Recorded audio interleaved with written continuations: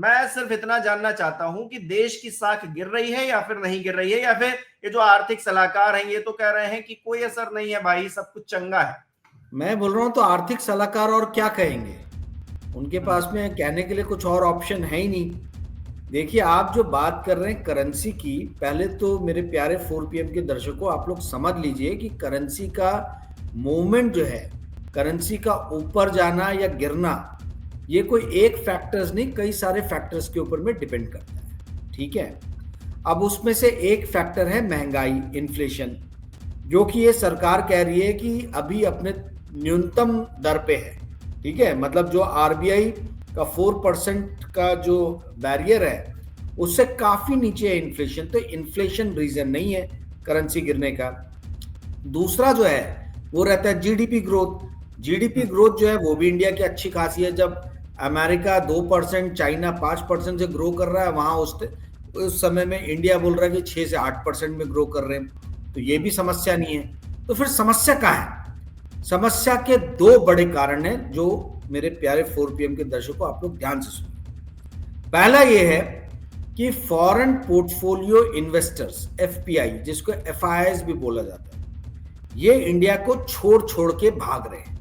भारत में जो नीतियां हैं आज की डेट में सरकार की, वो नीतियों के विरोध में, और जिस हिसाब से इंडिया का स्टॉक मार्केट इतना हाई है, वैल्यूएशन जो है इतना टॉप लेवल पे है, अर्निंग ग्रोथ हो नहीं रहा, प्रॉफिट मुनाफा जो है वो कंपनियां बहुत ज्यादा बना नहीं रही, उसके बाद भी उनके स्टॉक प्राइसेस जो है वो आसमान को छू रहे। तो इस कारण से जितने भी फॉरेन पोर्टफोलियो इन्वेस्टर्स हैं वो बेच बेच के प्रॉफिट लेके इंडिया से बाहर जा रहे हैं। और कल तक का जो आंकड़ा है, यानी 1 जनवरी 2025 से लेके आपका 3 दिसंबर 2025 तक, फॉरेन पोर्टफोलियो इन्वेस्टर्स ने 1.57 लाख करोड़ के शेयर जो है वो इंडियन मार्केट में बेचे हैं। ये रिकॉर्ड है। तो ये पहला रीजन तो ये हुआ कि जो फॉरेन इन्वेस्टर्स हैं वो इंडिया को छोड़ के भाग रहे हैं, यहाँ पे शेयर्स की सेलिंग कर रहे हैं, बॉन्ड्स की सेलिंग कर रहे हैं। इसलिए अच्छा, जब वो शेयर सेल करेंगे तो वो कोई रुपया में पैसा थोड़ा ना बाहर लेके जाएंगे, उनको तो डॉलर चाहिए, या अगर जापानी है तो येन चाहिए, या ब्रिटेन में बैठा इन्वेस्टर है तो उसको पाउंड चाहिए। तो वो इंडिया में माल बेचते हैं और रुपये को डॉलर में कन्वर्ट करते हैं, या पाउंड में कन्वर्ट करते हैं, या येन में कन्वर्ट करते हैं। तो जिस भी करेंसी में कन्वर्ट कर रहे हैं उस करेंसी की डिमांड बढ़ जाती है। ठीक है, और इंडिया की करेंसी की डिमांड कम हो जाती है, क्योंकि वो करेंसी हवाले कर रहे हैं और अपनी करेंसी लेके जा रहे हैं। तो इस कारण से जो है रुपये के ऊपर में बहुत ज्यादा एक कह लीजिए कि प्रेशर है। पर इससे बड़ा जो दूसरा प्रेशर और जो मेरे चिंता का विषय है वो है बढ़ता हुआ ट्रेड डेफिसिट। हो ये रहा है कि इंडिया के ऊपर में 50% का टैरिफ लगने के कारण इंडिया का एक्सपोर्ट तो गिर रहा है तेजी से, परंतु इंपोर्ट जो है इंडिया का वो नहीं गिर रहा। अक्टूबर महीने का यदि हम डाटा देखें, वही लेटेस्ट डाटा अपने पास में है, ठीक है, तो अक्टूबर 2025 में इंडिया का ट्रेड डेफिसिट जो है वो रिकॉर्ड लेवल पे था, $41.68 बिलियन। ठीक है, मतलब इसका मतलब ये हुआ कि इंडिया ने इंपोर्ट किया $76 बिलियन का और एक्सपोर्ट किया मात्र आपके $34 बिलियन का। ठीक है, तो हाँ, $34 बिलियन का। तो ये जो अंतर हुआ 34 और 76, यानी इंपोर्ट 76 बिलियन डॉलर का और एक्सपोर्ट 34 बिलियन डॉलर का, तो 76 माइनस 34 कीजिए तो आपको आता है लगभग 41 पॉइंट समथिंग कुछ बिलियन डॉलर। तो 41-42 बिलियन डॉलर का ये जो ट्रेड डेफिसिट है ये बहुत हाई है, रिकॉर्ड ट्रेड डेफिसिट है। और ये हो क्यों रहा है? क्योंकि अमेरिका ने इंडिया के ऊपर में लगाया 50% का टैरिफ। अमेरिका इंडिया का सबसे बड़ा आप कह लीजिए कि ट्रेड पार्टनर था। इंडिया सबसे ज्यादा वर्ल्ड में एक्सपोर्ट अमेरिका को करता था।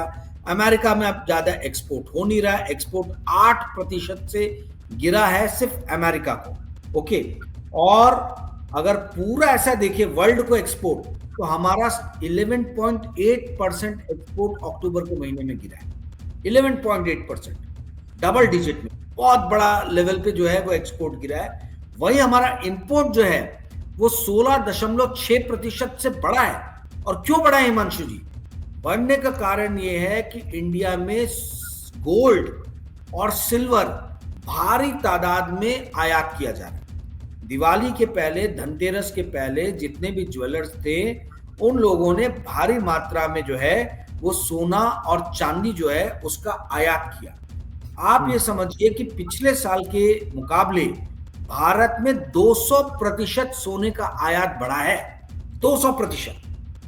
आप ये समझिए कि गोल्ड का इंपोर्ट जो था वो $14.72 बिलियन का हुआ इस साल, जो 200% ज्यादा है पिछले साल के मुकाबले। वहीं चांदी जो है उसका आप ये समझिए कि चांदी का इंपोर्ट जो है, आयात जो है वो $2.72 बिलियन हुआ इस साल के अक्टूबर महीने में। यही 2024 के अक्टूबर महीने में ये मात्र $0.73 बिलियन था, यानी $1 बिलियन भी नहीं था। तो ये कारण है इंडिया का जो इंपोर्ट बढ़ रहा है और एक्सपोर्ट घट रहा है, इससे ट्रेड डेफिसिट बढ़ रहा है। ट्रेड डेफिसिट बढ़ रहा है, इसका मतलब है कि जो प्रीशियस फॉरेन की करेंसी हमारे पास में, डॉलर है, पाउंड है, जो भी करेंसी हम यूज कर रहे हैं माल को आयात करने के लिए, वो देश से बाहर जा रही है। देश से बाहर जा रही है तो उसका वैल्यू बढ़ रहा है, ठीक है। और वैल्यू किसके अगेंस्ट में बढ़ रहा है? रुपी के अगेंस्ट में बढ़ रहा है।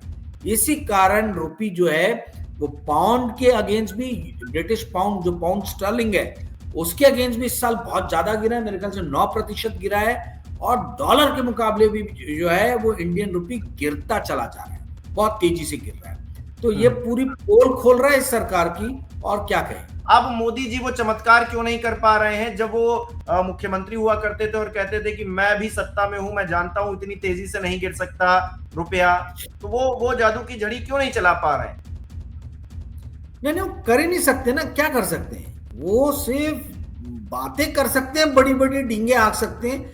भाई, आप एक्सपोर्ट आपका बढ़ नहीं रहा है, इंपोर्ट आपका बढ़े जा रहा है, उसके कारण ट्रेड डेफिसिट बढ़े चला जा रहा है। करंट अकाउंट डेफिसिट का फिगर मैंने बताया नहीं, वो भी बढ़ के $12.3 बिलियन हो गया है, आप सोचिए।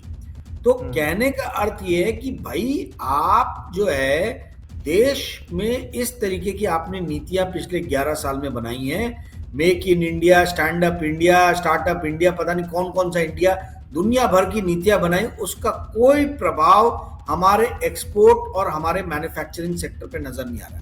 हमें दूर दूर तक नहीं नजर आ रहा कि मैन्युफैक्चरिंग इंडिया का जो है वो मजबूत हुआ है। टारगेट रखा गया था कि भारत की जीडीपी का 25% जो है वो मैन्युफैक्चरिंग सेक्टर को करना है। वो जब ये टारगेट रखा गया था तब भी इंडिया का मैन्युफैक्चरिंग सेक्टर 14% कंट्रीब्यूट कर रहा था, और आज भी 14% ही कंट्रीब्यूट कर रहा है। तो भैया इतनी सारी नीतियों को फायदा क्या हुआ?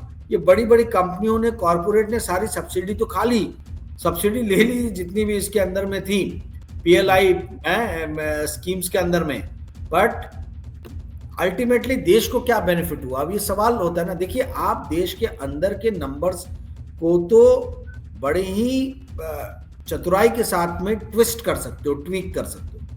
आप ये बोल सकते हो कि हमारा जीडीपी जो है 7% 8% से बढ़ रहा है, हमारे देश में इन्फ्लेशन, महंगाई जो है वो है ही नहीं, परंतु ये सारी पोल खोल जो है वो रुपए में नजर आ रही है।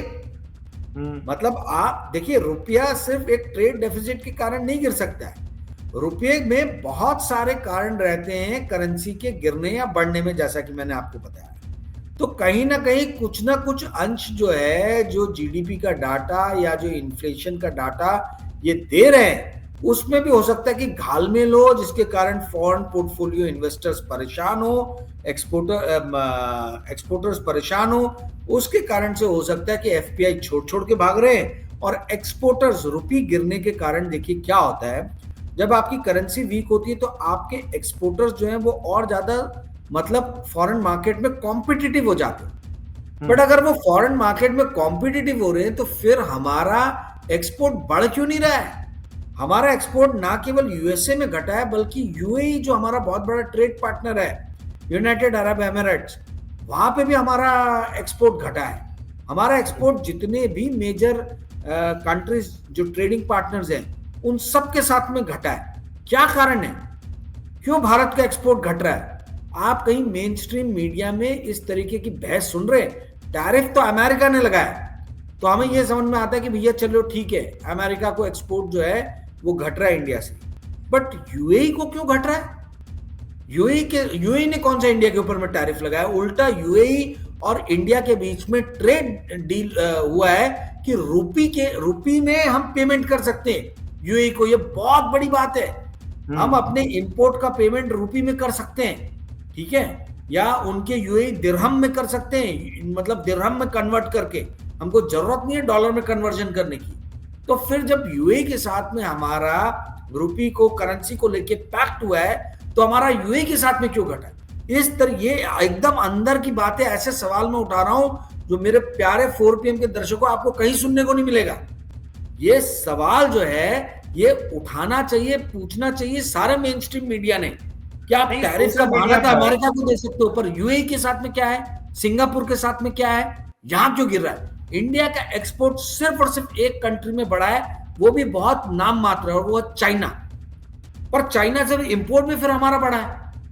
तो कहने का अर्थ ये है कि देखिए बहुत सारी ऐसी चीजें हैं वो जो ढूंढ के निकालने की जरूरत है, जो सवाल उठाने की जरूरत है, इस सरकार को सवाल के कटघरे में रखने की जरूरत है, जो आज की डेट में मुझे लगता है 4PM के अलावा कोई दूसरा मीडिया चैनल कर नहीं रहा।